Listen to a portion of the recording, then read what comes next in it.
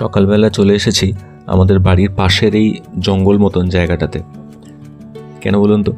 এই দেখুন, একদম টাটকা কারি পাতা নেব বলে আজকে ভাবলাম একটু অন্যরকম কিছু রান্না করব। সাউথ ইন্ডিয়ান স্টাইলে কি বলা যায় চিকেন শ্যালো ফ্রাই। আর আপনারা তো জানেন, ওরা সাউথ ইন্ডিয়ানরা কারি পাতাটা খুব বেশি ব্যবহার করে, প্রায় সব খাবারেই ওরা কারি পাতা ব্যবহার করে। তাই ভাবলাম বাজার থেকে না কিনে একদম গাছের ফ্রেশ পাতা দিয়ে রান্নাটা করা যাক। চিকেনটা আমি আধ ঘন্টা আগে থেকে ম্যারিনেট করে রেখেছিলাম। খুব সাধারণ কিছু ঘরোয়া উপকরণ দিয়েছি: আদা রসুন বাটা, নুন, সামান্য হলুদ গুঁড়ো, গরম মশলা, গোলমরিচ গুঁড়ো, আর ঝালের জন্য কাঁচা লঙ্কা ব্যবহার করেছি। ভেবেছিলাম একটুখানি লঙ্কা গুঁড়ো দেবো, কিন্তু কাঁচা লঙ্কার ফ্লেভার টানার জন্য কাঁচা লঙ্কাটাই দিলাম, আর গুঁড়ো লঙ্কাটা দিইনি। ও হ্যাঁ, ফ্লেভারটাকে একটু ট্যাঙ্গি করার জন্য আমি একটু বেশি করে পাতিলেবুর রস দিয়েছি। লেবুর রস দিলে আরেকটা বেনিফিট হয়, মাংসটা একটু নরম হয়, খেতে একটা বেশ সুন্দর একটা ফ্লেভার আছে। আচ্ছা, রান্নাটা কিন্তু হেলদি হবে। এই দেখুন ফ্রাইং প্যানটা, তেল কিন্তু আমি কড়াই ভর্তি করে ঢালিনি, জাস্ট সামান্য একটু বলতে পারেন ব্রাশ করে দেওয়ার মতো। আপনাদের একটু ভালো করে আলোতে নিয়ে গিয়ে দেখাচ্ছি। তার দেখুন, তেলটা কিন্তু সত্যিই নামমাত্র দেওয়া। স্বাদ আর স্বাস্থ্য দুটোই বজায় রেখে আজকের রেসিপি। এবার কড়াইতে তেলটা গরম হতেই আমি কারি পাতাগুলো দিয়ে দেবো। তবে এখানে একটা ছোট্ট ট্রিক আছে, এগুলোকে মিনিট 3 হালকা করে ভেজে নিয়ে আমরা আলাদা করে তুলে রাখবো। কেন বলুন তো? কারণ মাংসের সাথে যদি এটা একটানা ভাজতে থাকি বা কষতে থাকি, তাহলে কারি পাতার যে আসল যে একটা ফ্লেভার, সুগন্ধ, সেটা কিন্তু নষ্ট হয়ে যাবে। হালকা একটু পোড়া পোড়া গন্ধ চলে আসতে পারে, ওটা আমি একদমই চাই না। 3 মিনিট হয়ে গেছে, এবারে কারি পাতাটা নামিয়ে নেবো একটা প্লেটে। আপনি একবার দেখে নিন কেমন হয়েছে।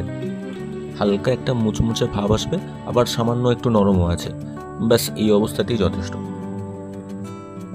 দেখছেন কেমন হালকা হালকা মুচমুচে হয়েছে, আবার দেখুন বাকিগুলো কিন্তু নরমও আছে, ফলে একটা মিক্স অ্যান্ড ম্যাচ টাইপের একটা টেক্সচার তৈরি হবে। এইবারে ওই একই কড়াইতে ম্যারিনেট করা চিকেনগুলো দিয়ে দিয়েছি।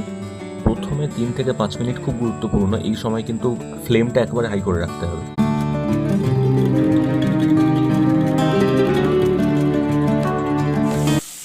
তো গ্যাসের আঁচটা বাড়িয়ে মোটামুটি 5 মিনিট মতো কুক করে নেবো। গ্যাসের আঁচটা বাড়িয়ে করলে কি হবে, ওর থেকে চিকেন থেকে যে ময়েশ্চারটা সেটা বাইরে বেরিয়ে আসবে না, আর চিকেনটা জুসিও থাকবে।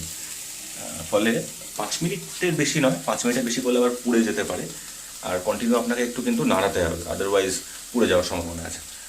ফলে এটা একটা দিক মাথায় রাখতে হবে। আর 5 মিনিট পরে আমি কি করবো, কমিয়ে দেবো। কমিয়ে দিয়ে তারপর আমি চাপা দেবো, কিছু একটা ঢাকনা দিয়ে, আর কুক করতে থাকবো। দিয়ে ম্যাক্স টু ম্যাক্স সময় লাগবে 15 থেকে 20 মিনিট, তার বেশি কিন্তু নয়। আর 10 মিনিট হয়ে যাওয়ার পরে আমি কারি পাতা যেগুলো ভেজে রেখেছিলাম সেগুলো আমি দিয়ে দেবো। দিলে কী হবে, ফ্লেভারটা একদম একটা সুন্দর একটা ফ্লেভার চলে আসবে আর কি। তো আপনারা দেখতে থাকুন কেমন রান্নাটা শেষ পর্যন্ত বেরোয়। কারি পাতা দিয়ে টু বি অনেস্ট আমি এর আগে কখনো রান্না করিনি, এই প্রথম করছি। সাউথ ইন্ডিয়ায় কারি পাতা দিয়ে রান্না করার চলটা খুব রয়েছে সাউথ ইন্ডিয়ায়। তো আমি মাঝে একটু কর্মসূত্রে একবার কর্ণাটক গেছিলাম, তো ওখানে দেখছি যে সব কিছুতেই মোটামুটি কারি পাতা ওরা দিতে পছন্দ করে, প্রায় সমস্ত রান্না। তো I thought why shouldn't I give it a try. দেখা যাক কী হয়, এন্ড রেজাল্টটা আপনাদেরকে অবশ্যই দেখাবো। দেখুন চিকেনটা কিন্তু ময়েশ্চারটা ছাড়েনি, ঠিক আছে? এবার এমনকি তলাতে লেগেও যাচ্ছে না। তো ঠিক এই স্টেজটাতেই চেয়েছিলাম আমি। 5 মিনিট হয়ে গেছে, এবার আমি কি করব, এটাকে চাপা দেবো। চাপা দিয়ে আরও 5 মিনিট কুক করব, করে আপনাদেরকে দেখাবো। এটাকে আমি আগে আপাতত চাপা দিই, একটু ছড়িয়ে দেবো, ছড়িয়ে দিয়ে আর চাপা দিয়ে দেবো।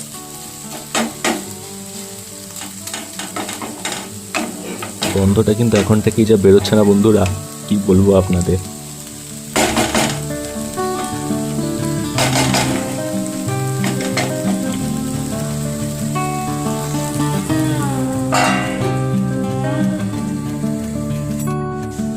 তো চিকেনটা আমি চাপা দিয়ে দিয়েছি, এবারে মিনিট 5 কুক হবে চাপা দেওয়া অবস্থায়। তারপরে আমি যেটা করবো, কারি পাতাটা দিয়ে দেবো, দিয়ে আরও 5 মিনিট কুক করবো।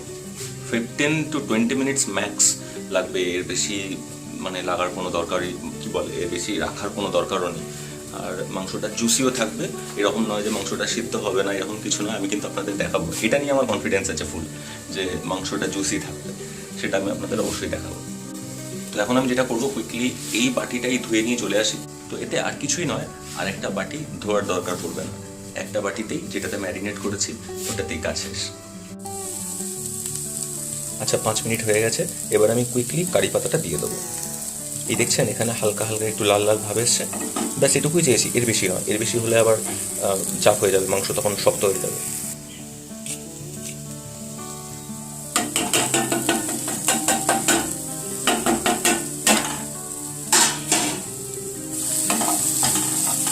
গ্যাসের ফ্লেম কিন্তু এখনো কমানোই থাকবে। এই যে তলায় হালকা হালকা লেগে যাচ্ছে, যদি একান্ত প্রয়োজন হয় একটুখানি জল আমি দিয়ে দেবো ম্যাক্সিমাম। কিন্তু তেল একদমই নয়।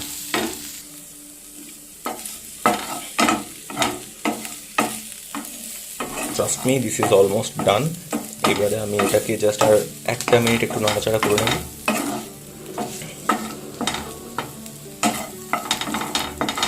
আরও 5 মিনিট ঢাকা দিয়ে রাখার পর এটা আমি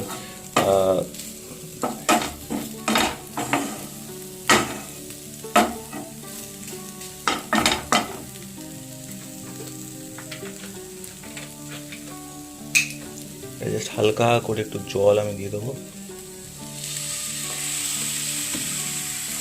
দিয়ে হালকা করে এটাকে জাস্ট মাখিয়ে নেবো, নিয়ে আর একটা বারের জন্য আমি একটু চাপা দিয়ে দেবো।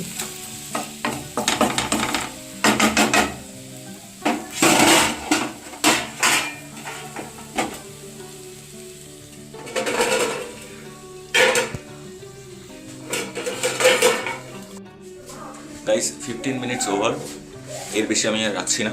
আমি মাংসটা এবার কুইকলি চেক করে নেবো ঢাকনাটা খুলে, যে ঠিক কেমন দাঁড়াবে বিষয়টা। দেখতে থাকুন।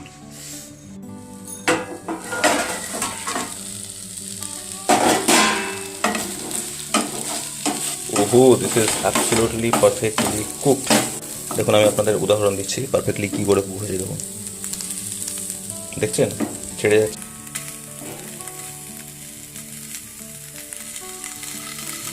এই দেখুন, দেখছেন ময়েশ্চারটা দেখছেন ভিতরে আছে।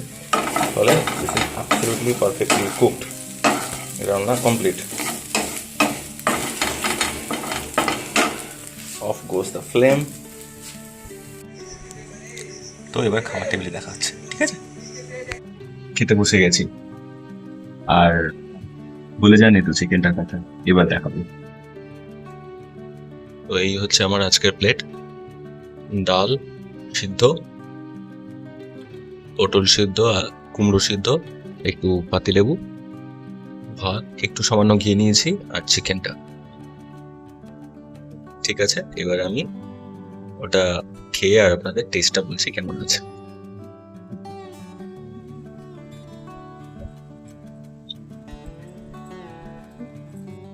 ডাল দিয়ে একটু ভাতটা মাখিয়ে নিলাম।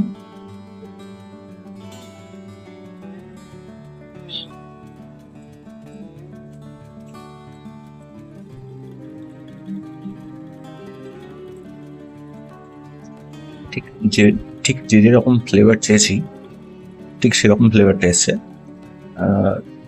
একটা জিনিস একটু কমতি পড়ে গেছে, যেটা আমার মনে হচ্ছে, সেটা হচ্ছে পাতিলেবুর যে খোসাটা হয় না, এই খোসাটা যদি একটুখানি গ্রেট করে দেওয়া যেত, তাহলে ওই যে ফ্লেভারটা আমি একটু চাইছিলাম, যে একটুখানি লেবুর গন্ধ, ওই ফ্লেভারটা হয়তো একটু আসতো। বাট এটা লার্নিংস, এরপরে যদি কখন এটা বানাই, পাতিলেবুর খোসা একটু গ্রেট করে দেবে, হোপফুলি আমি যে ফ্লেভারটা চাইছি সেটা হয়তো আসবে। হালকা একটা ট্যাঙ্গি ভাব এসছে, কিন্তু ততটা নয় যতটা আমি চেয়েছিলাম। তো আই থিঙ্ক মানে শুধু লেবুর রস দিলে ওই লেভেলের ট্যাঙ্গি ফ্লেভারটা আসবে না, ওর জন্য ওই লেবুর যে খোসাটা একটু গ্রেট করে দিতে হবে। বাট আদার দেন দ্যাট,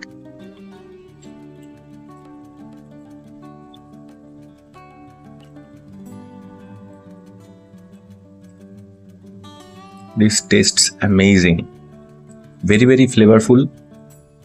কারি পাতার যে ফ্লেভারটা ঠিক আমি যেমনভাবে চেয়েছি ঠিক তেমনভাবেই পেয়েছি, কোনো পোড়া পোড়া গন্ধ নেই।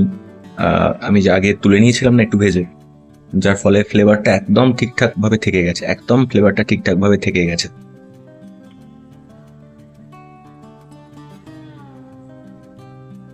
আর আপনাদেরকে আরেকটা যেটা বলছিলাম যে মিটটা মানে জুসি থাকবে, এরকম নয় যে ওটা ছিবড়ে হয়ে যাবে। কিন্তু জানি না দেখাতে পারছি কিনা, বাট খুব সুন্দর টেন্ডার হয়ে আছে মাংসটা, সফট, একদম নরম সুন্দর হয়েছে।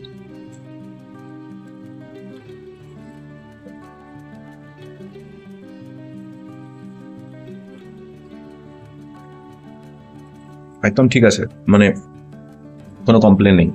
যেটা আমি বলছিলাম যে ওই যে লাইম ফ্লেভারটা, ট্যাঙ্গি ফ্লেভারটা একটুখানি এনহ্যান্সড হলে একটু ভালো হতো, এটা আমার personal choice. But other than that, যদি আমি যেভাবে রান্নাটা করেছি সেভাবে যদি আপনি রান্নাটা করেন, আমি এটা দাবি করতেই পারি যে আপনার এটা ভালো লাগবে, আপনি এটাতে মজা পাবেন, কারণ ভীষণই ফ্লেভারফুল হয়েছে, ভীষণই ফ্লেভারফুল।